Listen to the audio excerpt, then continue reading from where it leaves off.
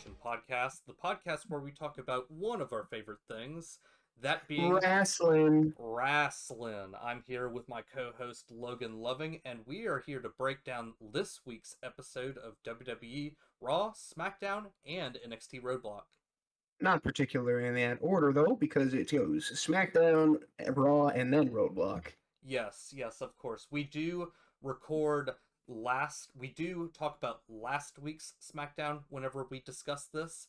This podcast right now is being recorded on Thursday, and we will likely upload it Friday. So, of course, whenever we upload this, we aren't talking about this week's SmackDown. Yes, and we'll preface that by saying this is the SmackDown on March 7th. Yes. Where was this? This was March 7th. I can't recall where exactly this was. The Monday Night Raw was in New York City. And MSG. In MSG. So SmackDown March 7th was in Philly. In Philly? Yes. I was thinking somewhere along the lines of, like, was it in Buffalo? But yeah, it was in Philly. And we opened the show with Drew attacking Damian Priest before the start of the show because he's quite pissed off that he got eliminated in the Elimination Chamber match by Damian Priest. Yeah, like we talked about last week, it's kind of funny, kind of not, what they're doing with Drew's character, basically the perpetual dumbass because he's mad all the time. Yeah, he's just pissed off all the time. Yeah, because it's his own damn fault. Yeah. We get Randy to kick off the show with a promo after that backstage attack from Drew. He is basically calling out Kevin Owens, and he's giving a little bit of a flashback to how old school 2009 Randy Orton used to act and take care of his business. He heard them voices again, man. It's making him want to do stuff. And by God, if we don't get that punt kick at WrestleMania, I'm going to punt kick somebody. We're going to get it at some point. We have Piper Niven versus Tiffany Stratton. And then after the match, Charlotte attacks Tiffy after Tiffy won the match. You know, we were talking about this before we recorded, but it's getting a little tiresome what they're doing with this feud. It really is.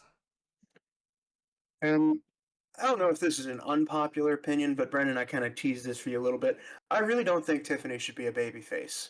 Now, I am of the opposite opinion. The crowd has seemingly reacted to how they wanted to react whenever Charlotte came back, and I think WWE just needs to go in that direction of Tiffy being the face. I'm not saying that Charlotte should be the face. Really? So, I'm saying there shouldn't be a face in this feud. Oh, well, that's an interesting take that I hadn't seen online. Tiffany her character is basically the preppy, bitchy blonde girl. Let them be bitchy to each other. I totally understand that.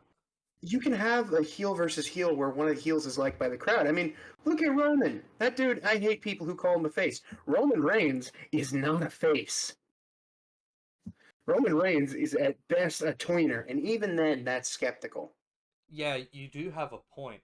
After that, we have a video from GM Nick Aldis talking about all of the connections between the tag teams on SmackDown, and after he's done, the board looks like so crazy. It looks like a complete mess. I love it. I love it so much. What they're doing with SmackDown Tag Team, we've said it week after week. It's brilliant. Raw, take notes. Everybody on the SmackDown card in the tag division is getting used week to week. Sometimes, yeah, it's not matches, but we're getting a Street Profits match tomorrow, or I guess when this goes up today. Exactly. I hope they kick the shit out of these guys. Same here. Speaking of tag teams, we have a number one contender triple threat match between the Motor City Machine Guns, Los Garza, and the winners of the match, Pretty Deadly. Boy. They get the match, and they get a number one contenders match for the tag titles. Yes, boy. We love to see it. After that, we have a Bianca Belair and Naomi promo, and oh my goodness, this was one of the best bit of acting I've seen in a while in WWE. Dude, people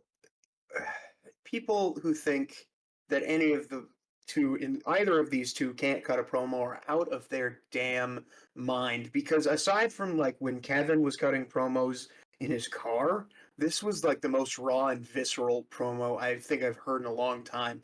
Because Naomi was going off on Bianca about how Jade was piggybacking off her, and let's be honest, she kind of has been, but that's by Triple H's choice, really. But when Naomi, excuse me, when Naomi called Bianca an ungrateful bitch, that felt very real to me. It was funny because I was watching the segment with my family, one including my grandfather who doesn't really much care for wrestling, and whenever she called her an ungrateful bitch, I went whoa, and my grandfather was like, "What the hell are you screaming about?" It was funny, but then after uh Naomi called Bianca an ungrateful bitch, A storm is coming. Jade came down the ring and beat her ass, bedazzled neck brace on Naomi, and she got her shit rocked.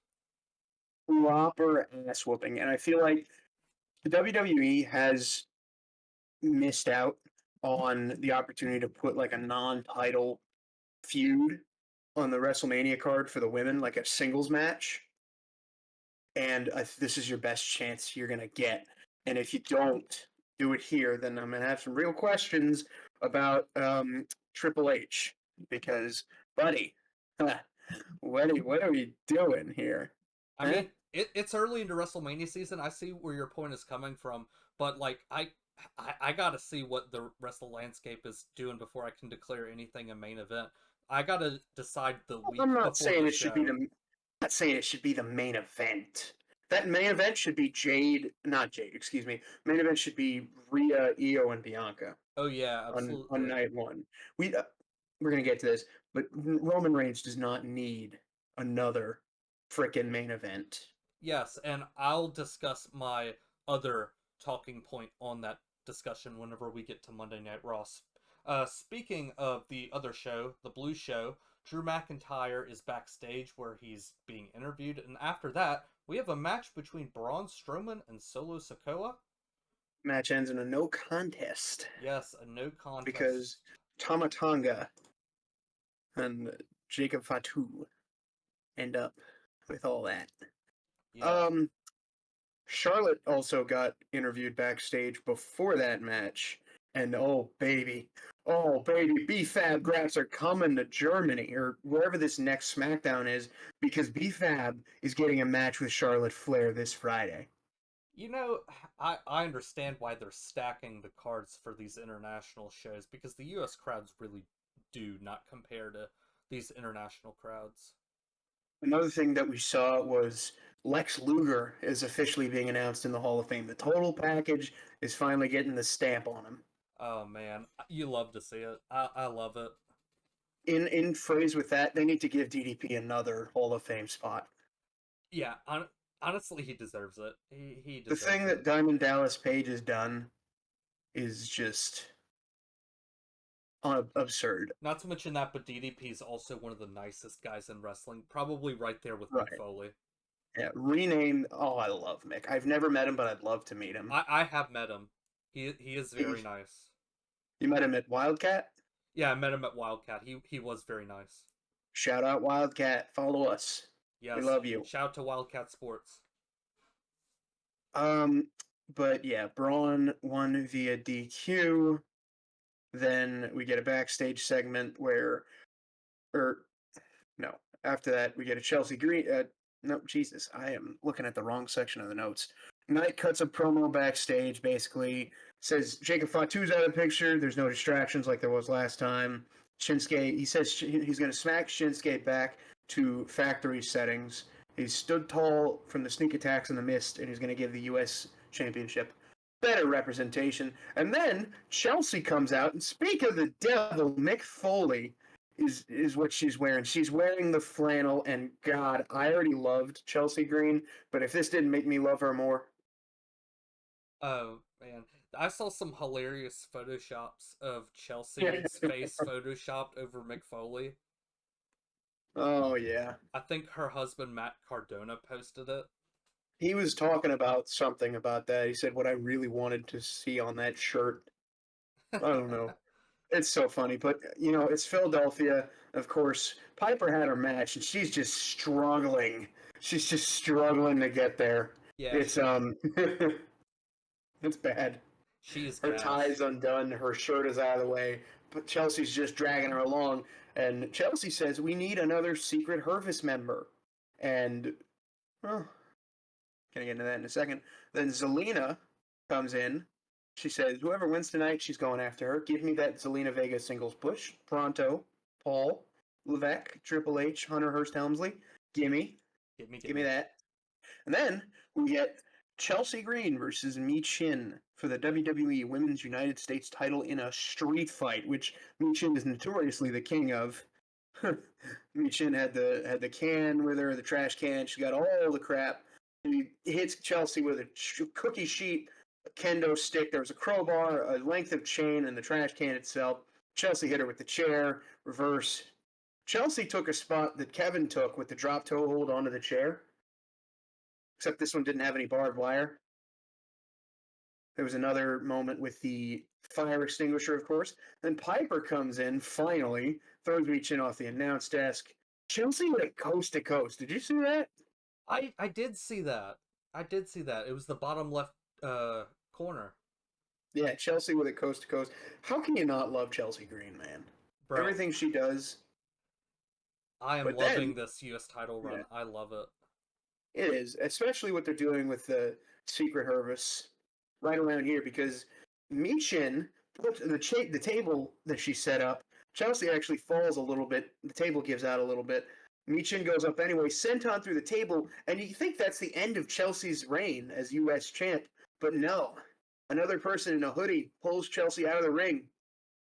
Alba Fire takes off the hoodie, hits a code red onto some chairs, throws Chelsea in for the cover. 1, 2, 3. Chelsea Green retains, and Alba Fire salutes our president. So it looks like we got another member of the Secret Service. Yeah, either that or a cabinet member, maybe. It's really funny to me that she's filling her cabinet with non-Americans. I love that I because think it's she's great. also Canadian. Oh, really? I didn't know that. I'm pretty sure she's Canadian. She was talking about it in Elimination Chamber. She's Toronto's best gift. Maybe. Chelsea Green is from Victoria. Well, I knew that, but what about Alba Fire? Oh, Alba Fire is Scottish. Oh, okay. Yeah. Her and Isla Dawn.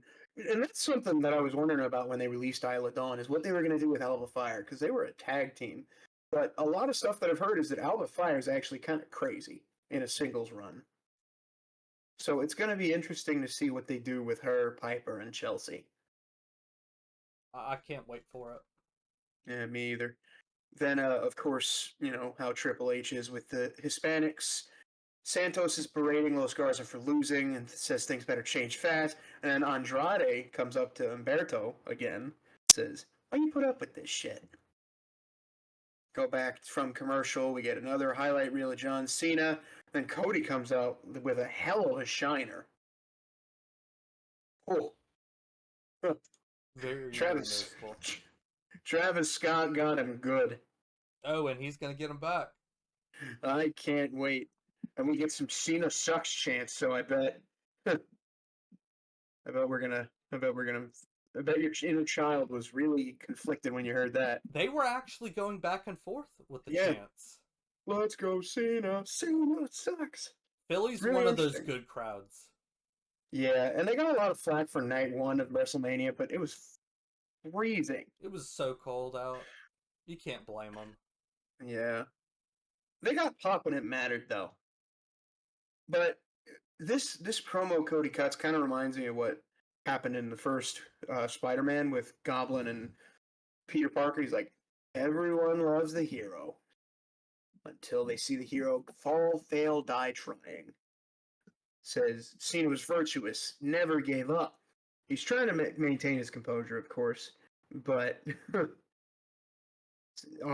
talks about last year at WrestleMania, across the street, how they chose Cody again and they cheered when he won the title.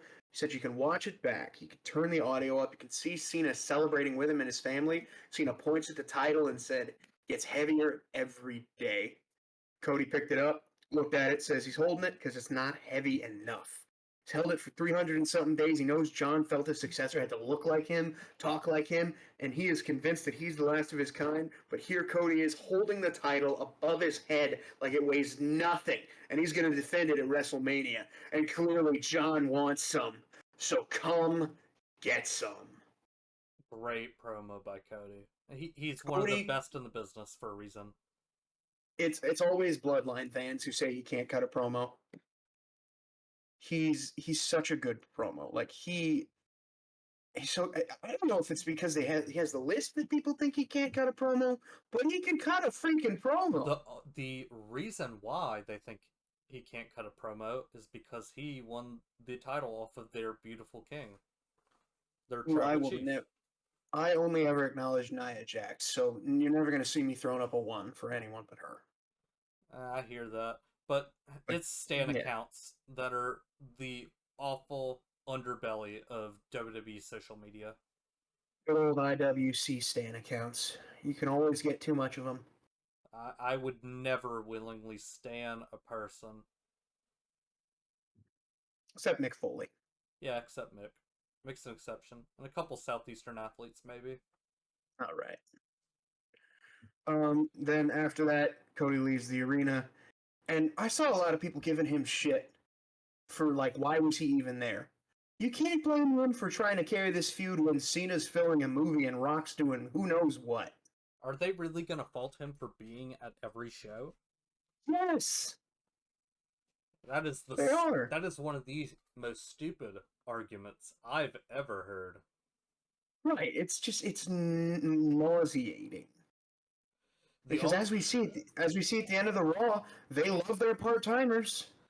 If the only reason I can see an argument for that is if they were like, well, he needed to sell the effects of the injury, but they aren't even talking about that. Yeah. He got punched in the face and he got hit with a title. He came back from a pile driver in 2 weeks. This is nothing. Exactly. Apparently, also, he didn't rupture his eardrum. That was just Meltzer lying again. No surprise. As soon as I saw it came from Meltzer, I'm like, this is not true. This is not true at all. And clearly it hasn't been. It's just, I don't know, man. Then we get Miz backstage talking to Aldis. Says, we're getting Mello Don't Miz TV to redefine the main event of WrestleMania. Carmelo's there. He says, he'd like to ask why Cody fumbled the back, because he'd have taken the Rock's offer. Then, of course, he criticizes Randy for playing Fortnite for 4 months. But Randy rolls up, says, Fortnite's for kids. I was playing Elden Ring. And then Nick does his thing that he does to Mello and books a match between him and Orton next week. Randy says, don't fumble. And then Drew enters. We get that match between him and Big Jimbo Uso. Drew, of course, won, and I really don't know what they're doing with him, because why is he fighting Jimmy Uso for like the 4th time? This is ridiculous. I don't know. Probably to elevate Jimmy a little bit. I'm not sure. Dude, I don't remember if we talked about this, but I saw somewhere outside of the both of us where somebody said that Jimmy should walk out with the U.S. title. Fuck no! No! I love Jimmy. I love Jimmy a lot. But fuck no! Not at WrestleMania. Not after LA Knight just won the damn thing back. Yeah. And specifically not Jimmy Uso. If Shinsuke still had the belt, I would say yes to that. But now that LA's the champ again, I say no. LA Knight's probably walking out of WrestleMania with a title. Yeah, exactly. He's walking out as the U.S. champion at Mania. I can't see a world where Jimmy Uso is booked to win the U.S. title at WrestleMania. Maybe 2 weeks ago, but not anymore. If it was like Backlash or like Money in the Bank, sure. But WrestleMania? Jimmy Uso? In a singles match? Did we not see what happened last year? With him and Jay, for that matter, but I've accepted Jay winning the heavyweight title. I've accepted that. But you are not going to tell me that Jimmy Uso is going to walk out of WrestleMania with a singles title after that shit he pulled. After that shit they both pulled last year. Yeah, Jimmy isn't over enough to, earn gold compared to Jay. And I love. Look. I'm shitting on him, but I love Jimmy. I really do. I honestly think he's the better wrestler of the two brothers. But at the same time, for him to go from bloodline bitch lackey to singles champ in less than a year's time is, didn't he like not win a match in all of 2024? You might be onto something. I'd have He to went look like into it, he went for a very long stretch without winning a match. I don't know. but I feel like this is gonna become a slow build for this. But I digress. If Jimmy wins a US title at SummerSlam, sure. Why not? He and Jay can walk out with titles together at SummerSlam. But give LA Knight a better program than Jimmy Uso, man. Yeah, for real. Give Brent. I'd rather take one of Brendan's ladder matches than that. That's what I'm saying, man. Oh my god. But in the match, Drew wins with a Claymore. Damian Priest beats his ass. Priest says Drew should have killed him, and it looks like that's what Drew's getting for WrestleMania. But Damian said he's going to come after him every week, and he just breaks away to beat his ass again. This time it works. Shinsuke cuts a promo about how the U.S. title was passed LA Knight by, and that this last stubborn attempt's going to see the death of his dreams. Says LA will beg for mercy, and he will find none. It's Shinsuke is very talented. I don't like what they're doing with him. Yeah. He's far too talented to be like a third or second player. It's sad that like him just being amazing in the ring isn't enough to get him over. Dude, he was over. And then Vince buried him by turning him heel at Mania 34. True. He He was should already not over. he should not have lost that title. He should not have lost that match with AJ. He definitely shouldn't have low blowed him after, because that just turned the crowd on him. It's a whole thing. Yeah, it really is. Then we go backstage. DIY gets interviewed. A lot of great teams, but they are the what the hell was it? They are the BTIW. B BITW. BITW is DIY. Yeah, the BITW is DIY. No, DIY is BTW. No, it's best in the world. Yeah. DIY is the BITW. Yes. Something like that. It's so stupid. But I believe you know it was what? in reverse order, but I It's Johnny Gargano. I don't care. Let him cook. Then they offer another moment of silence. The crowd boos them as always. It's really funny because they do end up with. I love that. They've basically given the crowd a call to be like, okay, boo now, and it's very funny when it works. But then we get the U.S. Championship match with big spots. We're going to the floor. There's a drop kick. We go to break through the ropes. Shinsuke had a back rake the eye back superplex. Can't put him down. Knight takes them both out. Goes for the BFT, but he gets denied. Knight grabs a chair. He grabbed the chair, but Shinsuke took the chair from him, took it inside. Charles Robinson breaks the chair out of his hands. Shinsuke ducks a punch. Knight actually ducks a missed shot from Shinsuke, and it blinded poor Chuck. He's getting more physically involved every single week. Him and Jessica Carr are my two favorite referees. I agree. Both of them. They're so fun. Chucky taking bumps like it's his job. He took that bump from Kevin. He takes this miss to the eyes. He sells it like really well too. I do wonder what is in that, and where do they keep it? The mist? Yeah, where is it before they shoot it? I think it's in the form of a capsule that gets handed to them by the referee. Yeah, I mean, that would make sense. But it's... Like whenever Shinsuke's on the ground and he's like checking his wrist, that's where they Right. pass it to him. And then like Shinsuke covers his mouth, puts the capsule in, bites it, and then That would make sense. I used to think he kept it, like, under his mouthpiece. that's not a bad idea, but I don't know. But, yeah. I wondered that first with Asuka. It's She had... better to wonder than to actually know. That is true. It definitely is better to wonder. Because But it's... once you see it, you can't unsee it, and you'll never unsee it again. Yeah, did you see the video going around Twitter about Kevin dropping his blade before the chair spot? No, I didn't see that. Yeah, apparently he was supposed to. He had like this is theory, by the way. There was a video of like something small that shaped like a razor blade that fell out of his shirt, and he was like on all fours. Oh, so he Just was apparently supposed to blade. yeah, I I, and I wouldn't that be does make surprised. sense. That makes I sense, was very surprised that that match didn't have blood. especially after the barbed wire spot. Yeah, whenever his head landed on the chair. Yeah, I thought he was gonna bleed. I think he might. Maybe he was looking for the blade during that and couldn't find it. Yeah.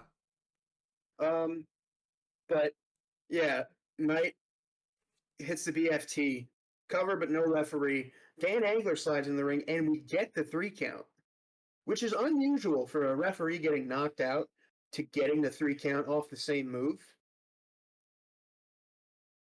But he did hit it off the chair, so that might have to do it. And LA Knight is your new, once and again, United States champion.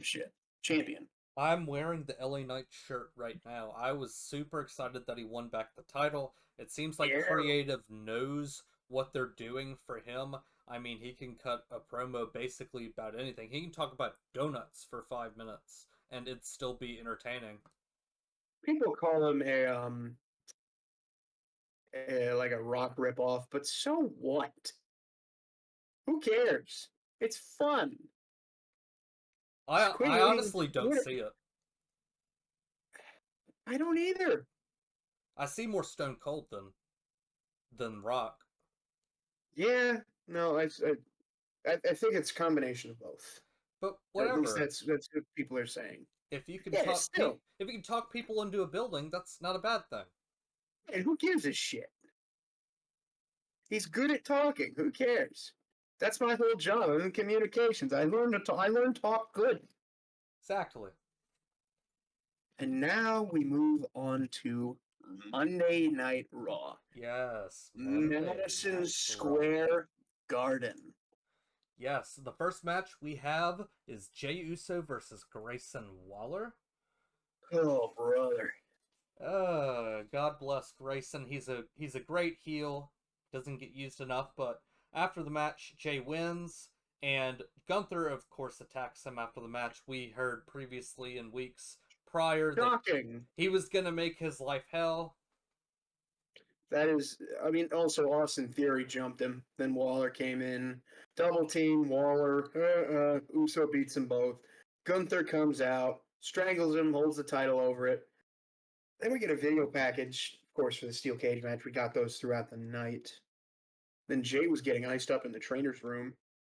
And Alpha Academy, I guess they're his new friends. Yeah, it seems like there's gonna be a 3-man tag match at some point. Yeah, that's gonna be funny to see Austin Theory and Gunther on the same side of the ring. It might just be like at this point a 3-on-1 handicap match because of how Gunther can't stand anybody that he's around, it seems like. That is very plausible. But then we get maybe the worst part of the show, the Logan Paul segment. Who's this Andrew Schultz guy? Who's this Andrew Schultz guy? Some comedian, some scumbag comedian. Really? Another one of those guys. Hitler versus Stalin was this interaction.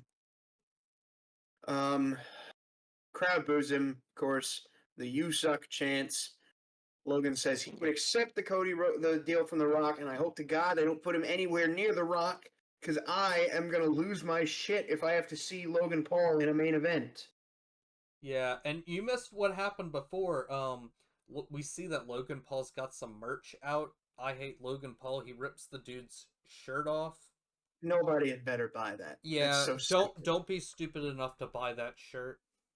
He sucks, but that doesn't mean you have to pay money to get a shirt off of Bootleg him. the shirt. Don't wear anything with his name on it. Show him you don't care. The reason he thinks he's doing well is because he's booed.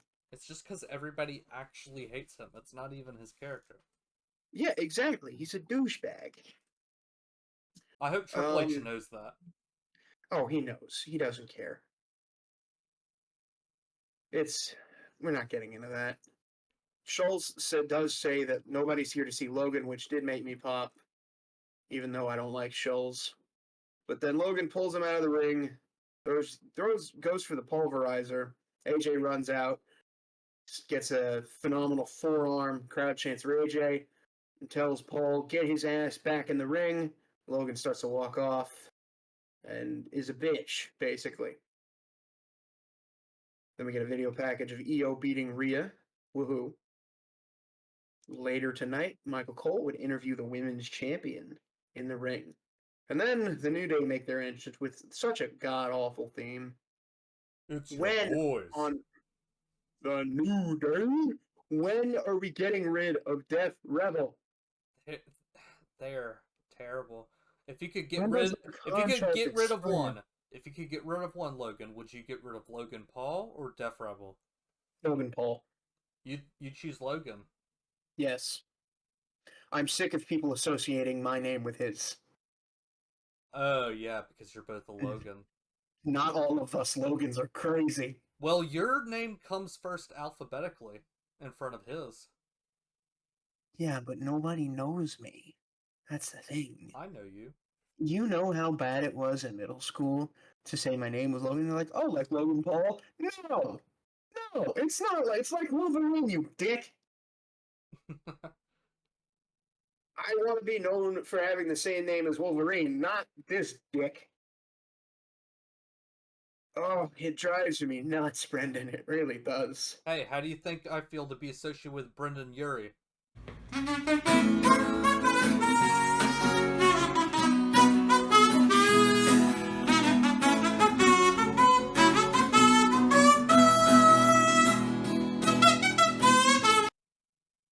He is at least not known for being a scumbag.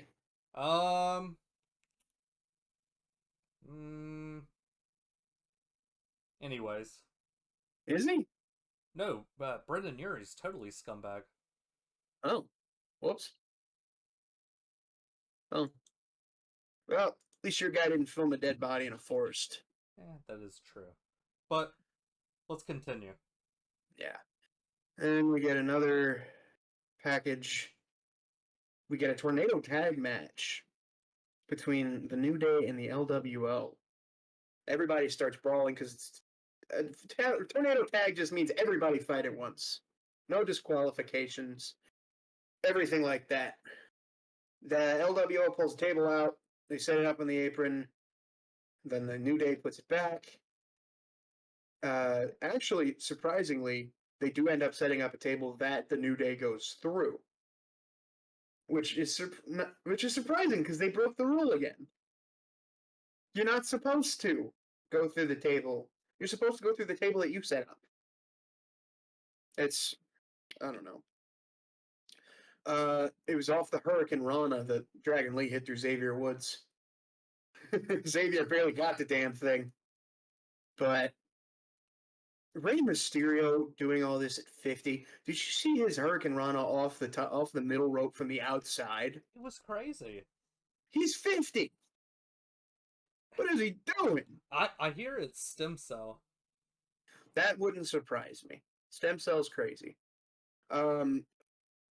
Lee knocked Kingston out of the ring, hit a huge somersault senton, which is the plancha. But then, a masked luchador with American colors takes out Dragon Lee with a flying Hurricane Rana off the Prime stand. Mystery Luchador hits Lee with a flying headbutt.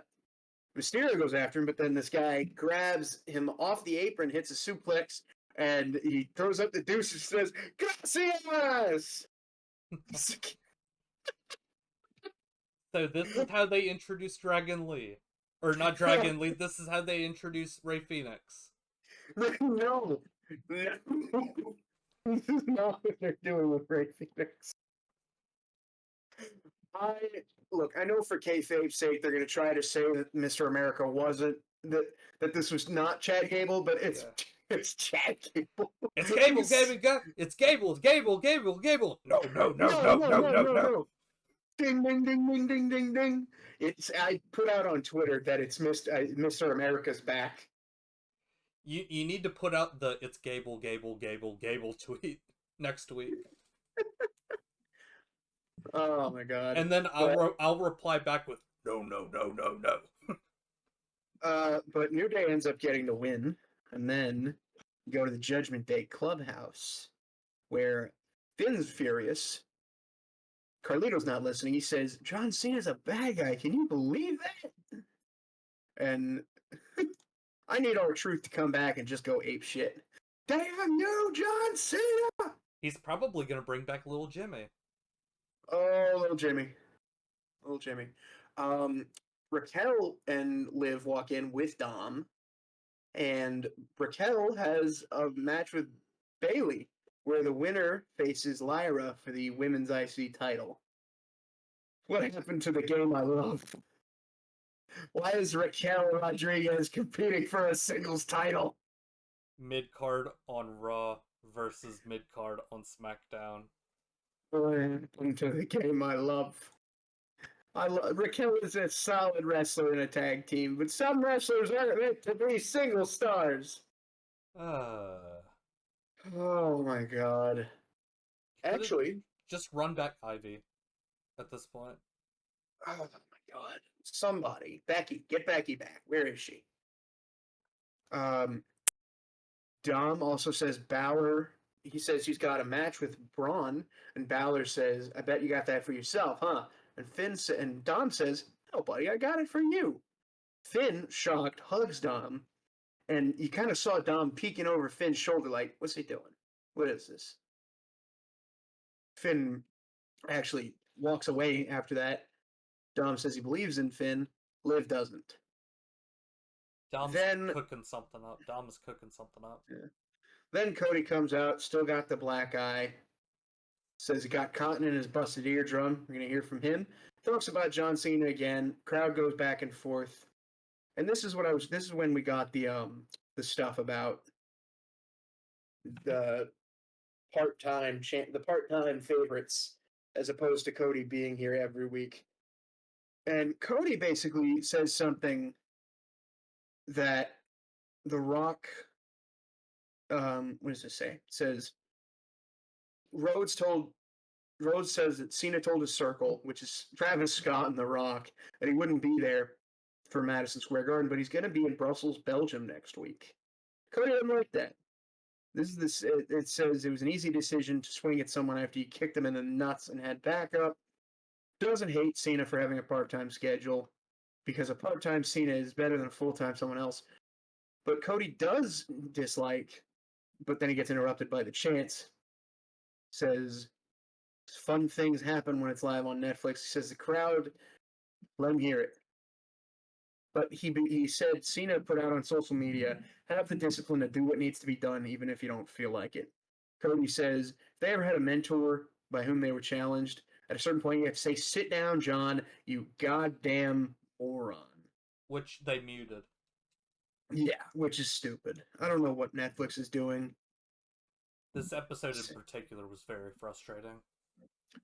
Yeah, I don't know what was with the censoring of the middle fingers. Which we will get into. We've seen worse. The business has changed. Delusions is 17. Doesn't happen. Cody's got the heartbreaking opportunity to break his hero's heart in his last chance.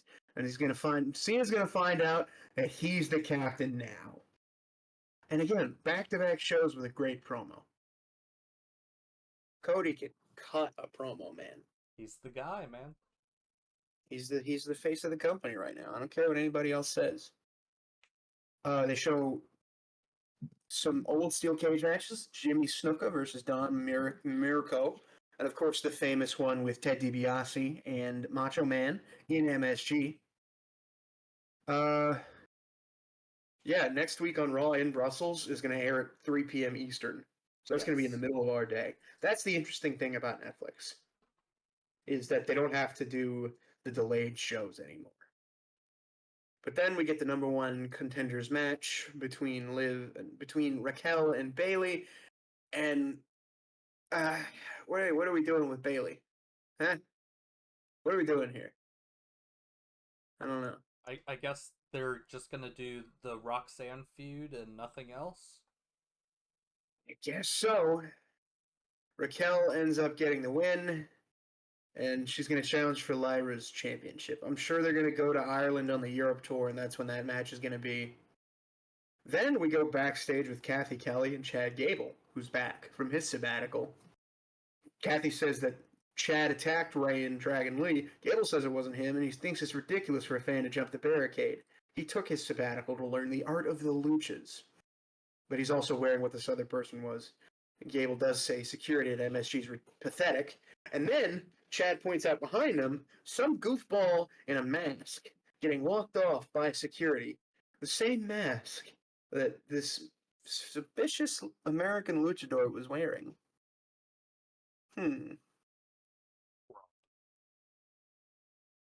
Mr. America, is that you? Are you back? That's probably what they're gonna say. It's Mr. America. He just got old. $10 says it. He stuck the mask on Tizalo with glue. That would be funny. Then we get Michael Cole in the ring with Io.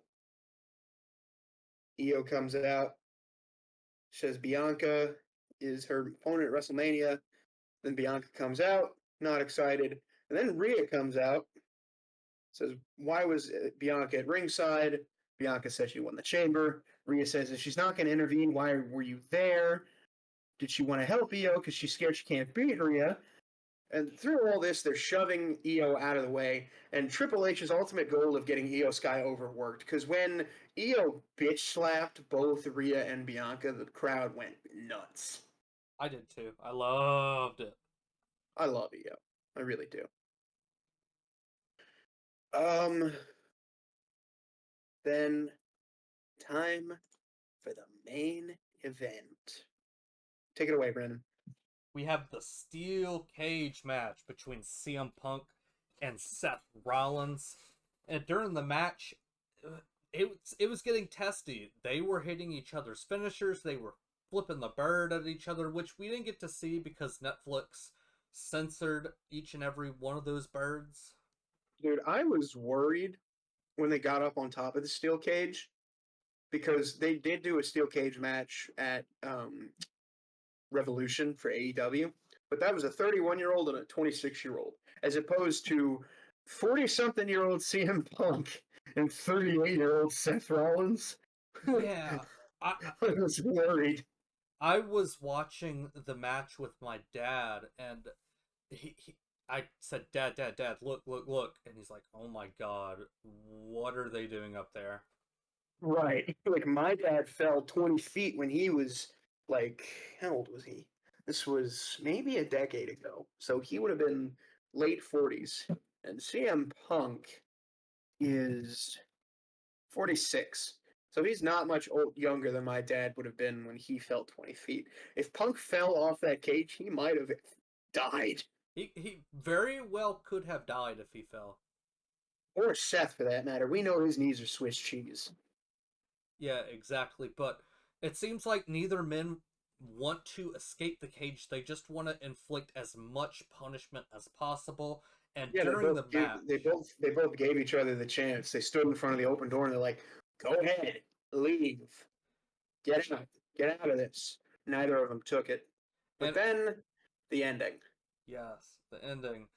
The ending happens whenever Seth Rollins is propped up against the turnbuckle, facing By the door. away from the steel cage door, and we see off camera a pair of hands drag him outside of the cage. The bell rings, and the camera pans to show that the tribal chief Roman Reigns has cost, well, I shouldn't say cost Seth the match, because Seth ultimately won because he was the one to escape the cage first. He cost CM Punk the match. Yeah. It was really, they didn't need this. They didn't need Roman in this feud. They didn't, but to have Roman I'm, not doing anything on the card, I'm not saying he shouldn't be doing anything, but the man's been gone for more than a month. Why are we just inserting him into one of the hottest blood feuds going on right now? I don't know. Let Papa H cook. I'm trying to see It where was this goes. it was a good match. It was almost a great match, but the finish just didn't need to happen the way it did. It was so underwhelming. I knew Because Roman was going to come back, but I did too, but you didn't need it. You really didn't. you But what did you think? Like he just comes back after the match? yeah, I think he comes. I really didn't think he needed to be at MSG at all. I think he could come back somewhere else. I don't know. I just It's at Madison Square Garden. I know, but Roman is really just kind of being thrust into these storylines that we don't need. But I mean, they set it up from Royal Rumble, right? He got eliminated by Punk, and he got curb stomped on the steps by Seth Rollins. I don't know. We'll see what happens. But speaking of curb stomps, all three members of the Shield hit a stomp in 24 hours because Moxley hit it on Edge or Cope at Revolution, and then Seth hit it a few times in the match against Punk, and then Roman stomped Seth outside of the ring, knocked him the F out. But crowd chanted OTC for him. He speared Punk because Punk was up there getting cuddled with Paul Heyman. Because, you know, Punk used to be Paul's buddy. Still is his buddy, but he used to be his guy. Roman is a jealous girlfriend. Roman did not like seeing his wise man cuddled up to another superstar. He knocked the fuck out of Punk. He did, and I like what they're doing here. You might not like it, but I think that they're really gonna kickstart this feud over the European tour. That's very possible, but my problem with it isn't necessarily the match quality, because I know this match is going to bang. It's going to be a great match when it does happen. My thing is it's going to give Roman Reigns another unnecessary WrestleMania main event. I don't think it's gonna main event.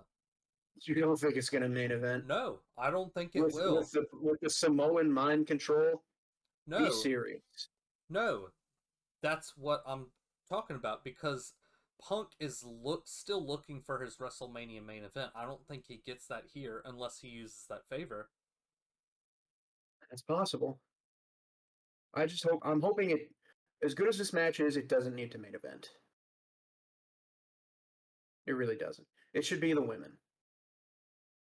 Yeah, I agree. Bianca, Bianca, Io, and Rhea should be the main event of night one. Hell, whatever. Give him night two. I don't care. Let him shine. I think at this point they're gonna start doing co-main events. That's so stupid because it's not a co-main event. It's just the main event. I Whatever know, goes last I is know. they did this.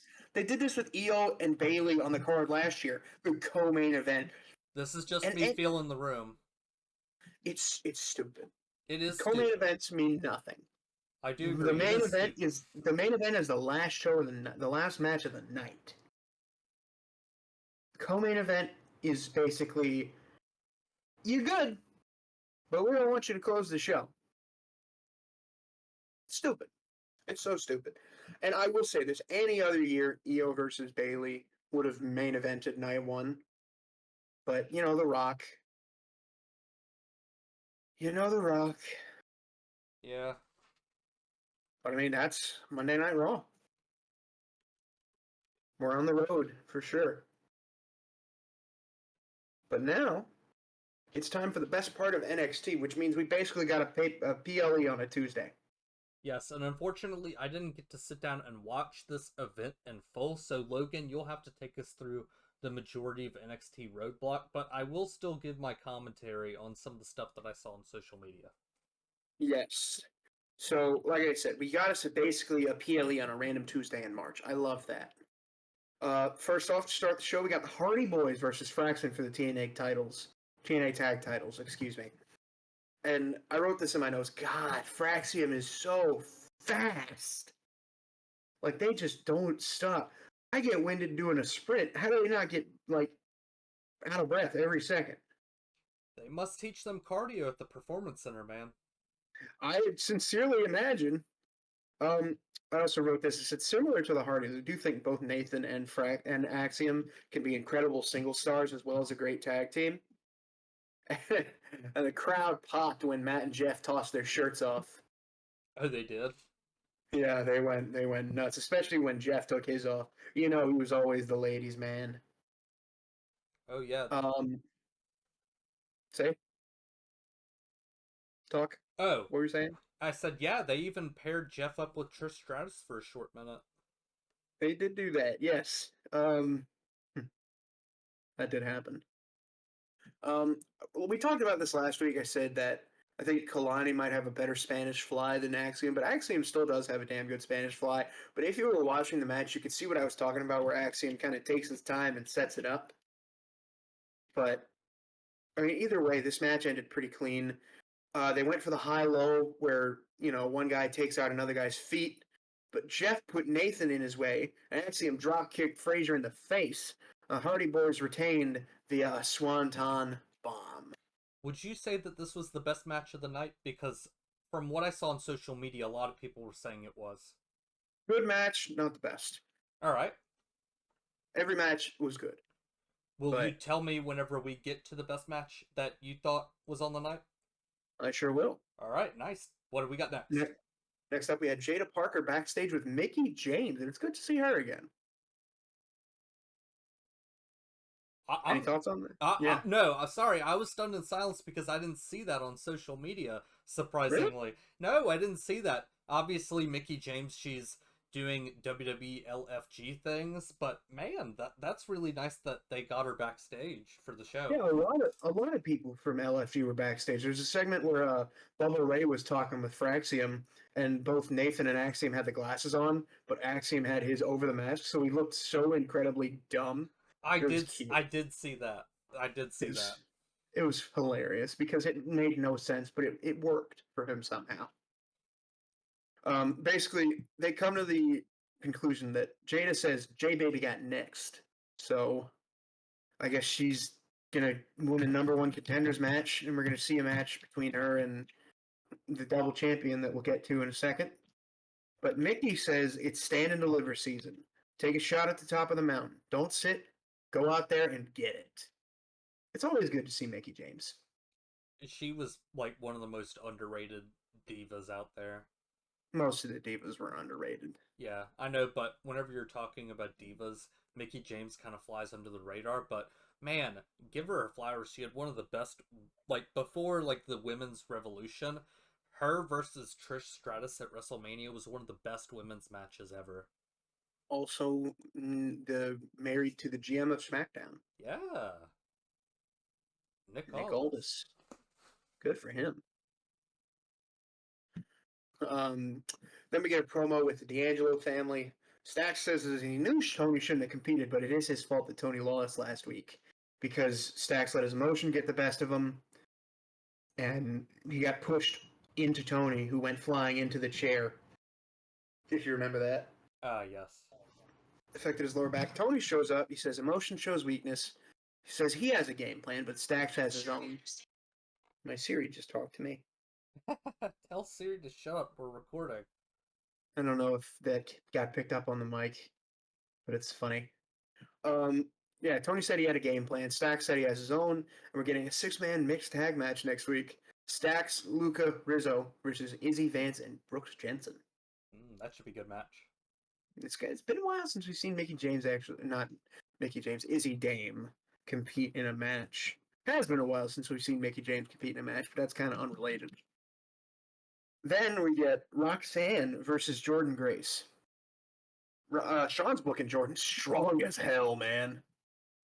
Oh yeah, even from like the non like big event shows, like you can just really see how well they're pushing her.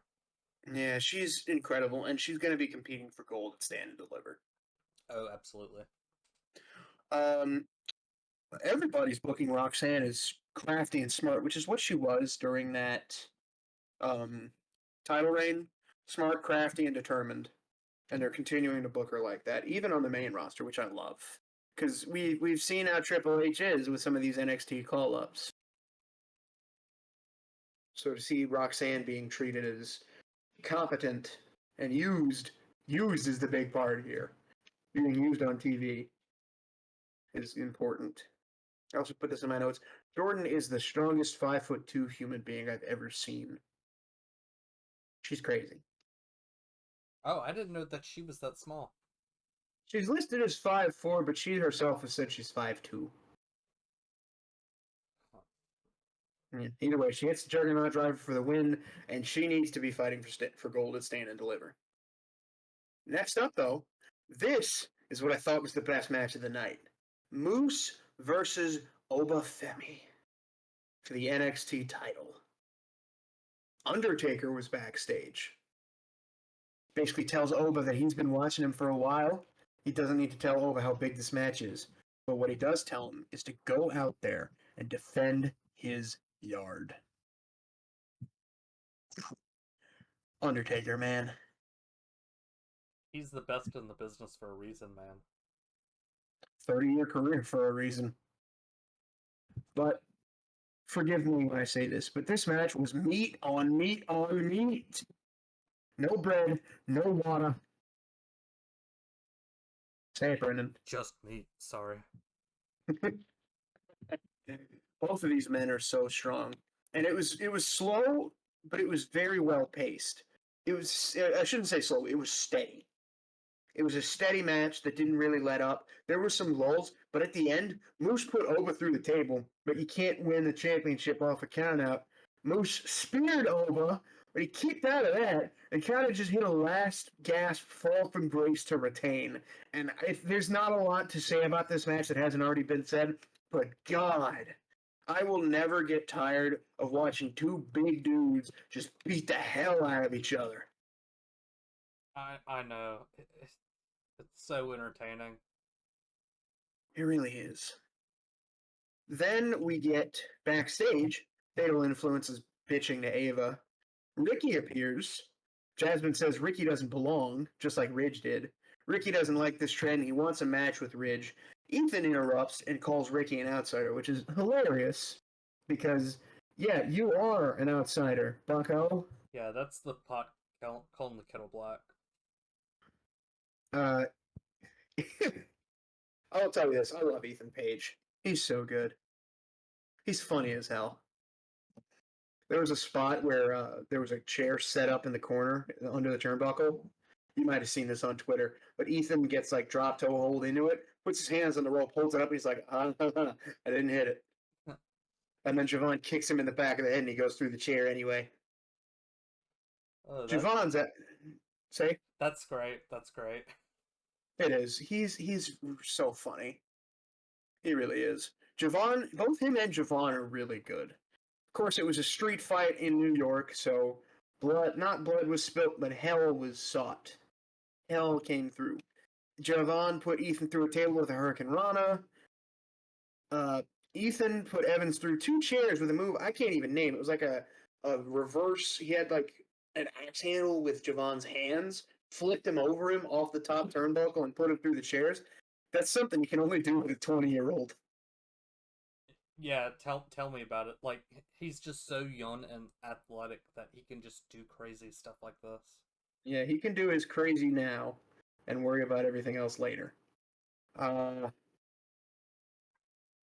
Ethan caught Javon. Javon went. He immediately put Javon through a table in the corner with a Death Valley driver. Then Javon got back into it, went off the middle rope for a springboard, and then Ethan, Jesus, their names Evans and Ethan. That's what I wrote this as. I shouldn't have done this to myself. hit him in the jaw again, but he hit an Ego's Edge onto a chair, but the match wasn't over.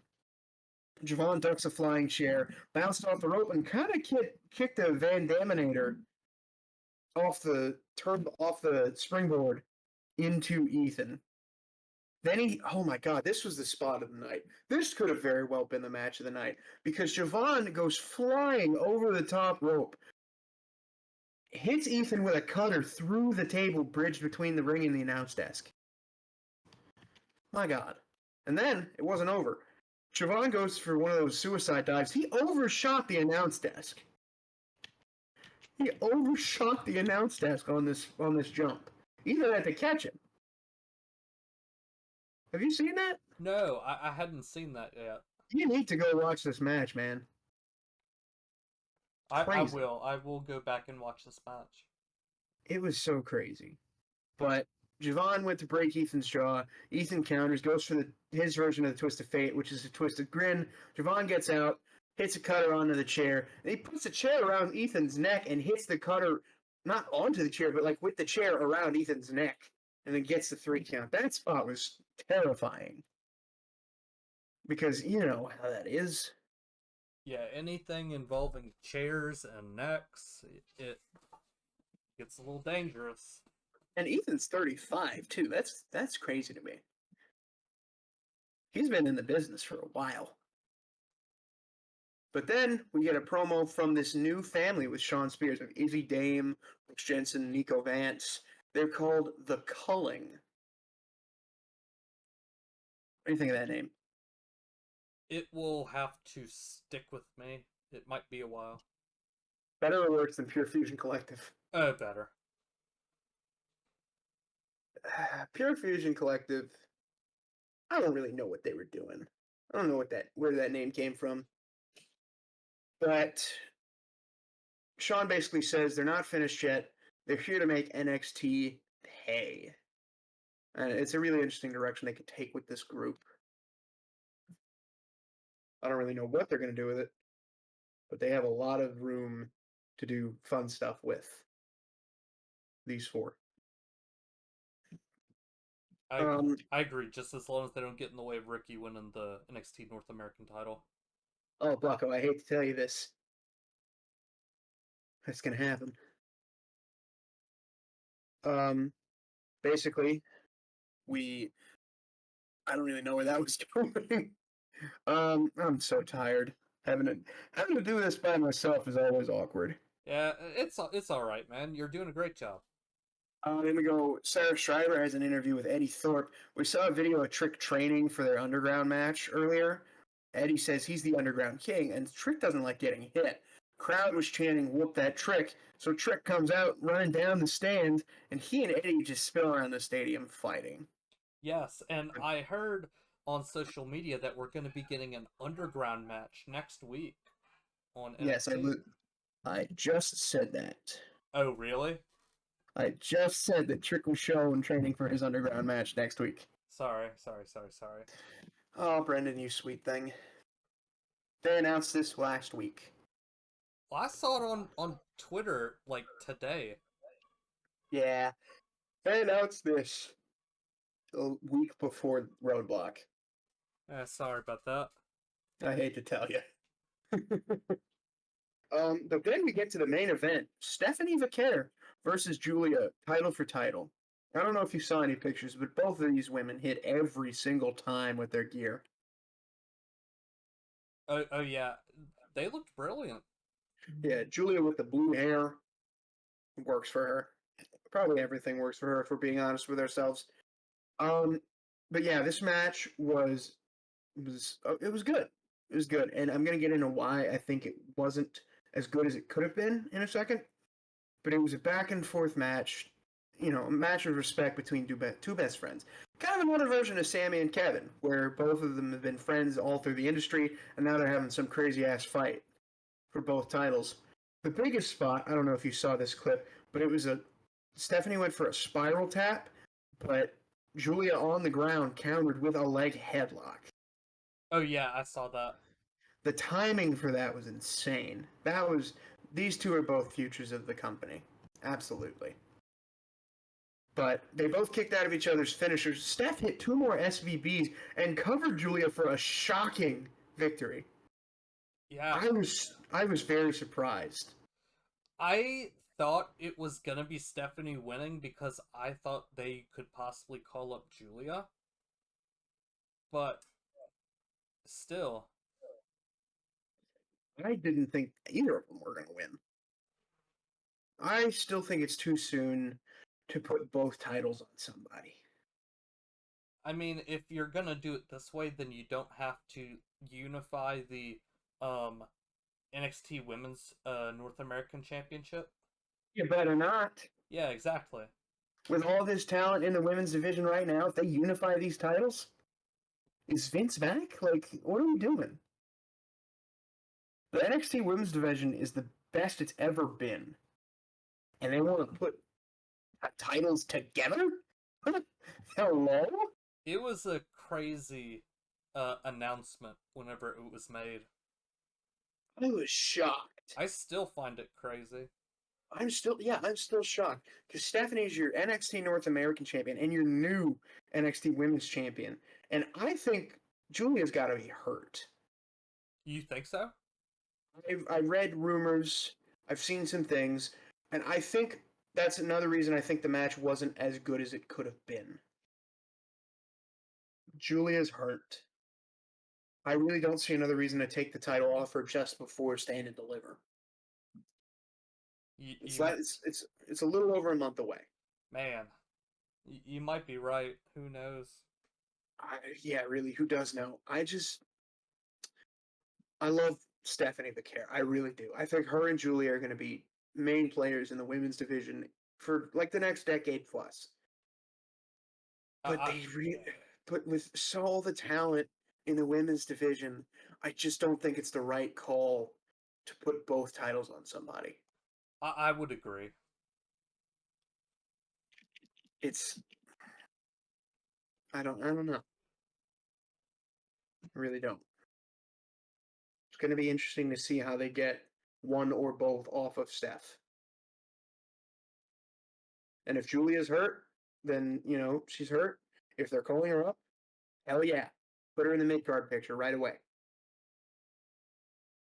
But I don't think it was the right move to put both titles on Stephanie. Yeah. Not Stephanie necessarily, but anybody. Time will tell.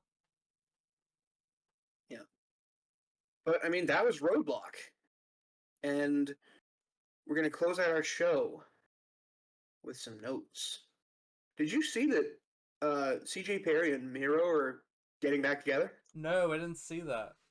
Yeah. They're formerly known as Lana and Rusev are, I think, either renewing their vows or getting remarried. If that does happen, they need to come back together. Yeah, definitely interesting what they would do there. Oh yeah, something I forgot to mention with Javon is that the group of 4 came out and jumped him after the match. I still don't know what their name is. Nobody does. It might be something to where they're waiting for the fans to come up with a name. Maybe. I'm not sure. But my last talking point is that I watched Revolution. Yes. I watched AEW Revolution. Yes, and your thoughts? Some good matches, some great matches, some good matches, and a not so great match at the end. I watched it to see Cope win another title so I could bolster my argument for a video that we're releasing soon, Brendon? Yeah, I'm going to be editing it more tomorrow. Okay. Cope did not win. He did not. Christian cashed in a contract that he won in August that he's been holding on to, and Moxley choked him out in the center of the ring. Yikes. Yeah, that finish was really bad. It's very, very funny. There's some allegations being tossed at your goat. What do you have to say about that? My goat got pinned by Austin Theory and realized that politicking was worth it.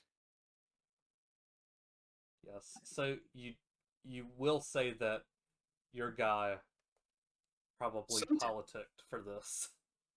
I'll counter that by saying Tony Khan's taking credit for the end of that match. Oh, really? He's taking credit for the end of the last few matches. Well, Tony's a nice guy, obviously. But did he take? But did he call that match like that? Who knows? It's I don't. probably easier for him to say, "Oh, I did it," instead of just saying, "Oh yeah, it was one of my guys." Plausible deniability, buddy. Yeah, You he have no proof. he was probably gonna take credit for it either way. We probably won't know what actually happened until like 5 years, where we find out. Oh yeah, I did that, or My goat yeah, is it was my goat is Tony's. I my did. goat is innocent. Your Innocent, goat's I on say. trial. Your goat's on trial right now. Innocent. Um, Kenny Omega's really good. Oh I yeah, watched his match. He's. I mean, a lot of people call him the best wrestler in the world. I can totally see why, because he won the. What match was this? Versus. No, this wasn't Okada. Okada holds another title. It was for like the international title, which I don't know what the difference is between that and the continental title that they have. it's like two It's separate mid card titles. yeah, it's I don't know. They have too many, too many titles in that company. Um, but he won the. I think this was the continental. I've heard they're talking about merging the titles. I'm trying to remember who was this against. Not Takeshita. Oh yes, it was against Takeshita. At he had it at Grand Slam, and he got his title match on March 9th. 28-minute battle, and this is his first AEW title in 2 years. Hmm. Because he's been hurt. I think he had an illness that he fought through and beat, and very happy for him for that. Um, Adam Page, I love him too. Had a match with MJF. They were kind of just going back and forth. MJF's very funny too. Um, but Adam Page, great guy. Logan Paul has stolen his moves. I saw that. Another reason I don't like him. Um, Tony Storm and Mariah May should have main evented. I'm gonna say that for sure. Oh yeah, I'm I would confident agree. in that. It's a blood feud. This is how Liv and Rhea should have been. A proper blood feud. Nothing about a man should have been involved in this in their feud. Who cares about Dominic? These two have history. Tag team, betrayals, actual matches where they fought each other before. And Yeah, we want to make this feud about Dom? not to mention that, but Liv injured Rhea in January, And and she Rhea had to hurt give up the Liv. title. Rhea hurt Liv before that. Yeah, Why was this about Dominic? exactly. It didn't need to be about Dominic Mysterio. He should have been, like, especially after Bash in Berlin, where Rhea planted him with the Riptide, Dominic should have been an afterthought in this feud. For sure. And we love Dominic. He should be getting his own push as a single star. But he should not have been a centerpiece in this feud, in the slightest. Oh my god. But yeah, Tony and Mariah May was an incredible match. Definitely should have main evented. Mariah won off a pile driver through a table. And I don't really know the whole story behind this, but I was definitely getting some vibes from these two about like scorned lovers or something. I think you know what? I think it was Mariah was like a pupil of Tony, idolized her, and then turned on her, and then the whole thing happened. They should have main evented. It's great. It was a good card, solid card, actually a really good card. But the ending just knocks it down several pegs for me. It it really the match was okay. Cope and Mox was an okay match, but God, that ending was horrible. Oh, also, I saw Swerve Strickland and Ricochet had a match. Leslie Jones was in the crowd, and one of the commentators said, "Is that Swerve's mother?" Oh God. She's not. But Leslie, like, if you look up the clip, she's hilarious because she was like wiping her forehead with a rag like a sinner in church. She was sweating. She was like, "Swerve, get his ass!" And I love her. Swerve's really good too. Should have said that. Swerve's a good wrestler. He's one of the few guys in that company that I actually know, like, decently well. I like him. He's a good wrestler. Mm-hmm. Very convincing performances. But I mean, that's all I have. You have anything, Brendan? I do. Did you watch the part where they're talking with the queen of the ring actresses? I did see that part. Yeah. Any Um, thoughts on that? well, when Rock is doing these things in press conferences, basically explaining how a guy turned heel, not much better.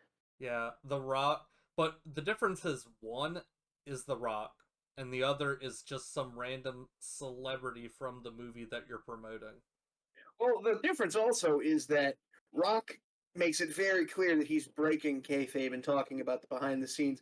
This actress just said, "You know you're going to win before you do." Yeah, That could be a confidence thing, you and know. she just did it during the show as well. It's you know what? Who gives a shit, right? I don't know. It's a touchy subject in the wrestling business because indie promotions definitely still believe in protecting kayfabe. Let's be honest. Kayfabe is dead and gone. And some companies they protect it very well. Well, yeah, in some companies, but for the most part, adults know that wrestling isn't real. Yeah, but I feel like in wrestling you shouldn't address it though. Probably not, but The Like Rock does it, so why it's can't an actress? You know what I well mean? because he's The Rock. And number So what? I hate it whenever he does it, but at the same time he's The Rock. And And he's someone who's trained in the business. This woman is an actress who doesn't know what not to say. You can't blame her for that. yeah, I guess. I don't know. Let's close the show. Yeah. Well, this has been another episode of No Stipulations. After our 2.5 hour episode last week, I think this is going to be our shortest one yet Yes, this is an because hour and 17. somebody doesn't take notes worth shit. Oh, come on. You, Brendan, look, you know you don't. I don't take detailed notes. I need to take more detailed notes. Let's see. Let's see. When we go through your notes, This you this have this week of notes was probably my worst. I do have to say that. of the 1,000 words, your notes for SmackDown and Raw are 358 words. Yes, I know. For this week, I My sucked. notes for Roadblock were 631. Yes, yes.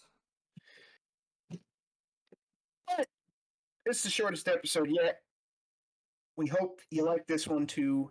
We're getting some more content out there. Check out our TikTok and our Twitter, because I'm funny on Twitter. Brendan doesn't tweet much, but I'm funny on Twitter. For Brendan Smith, I'm Logan. This has been No Stipulations. We'll see you next time.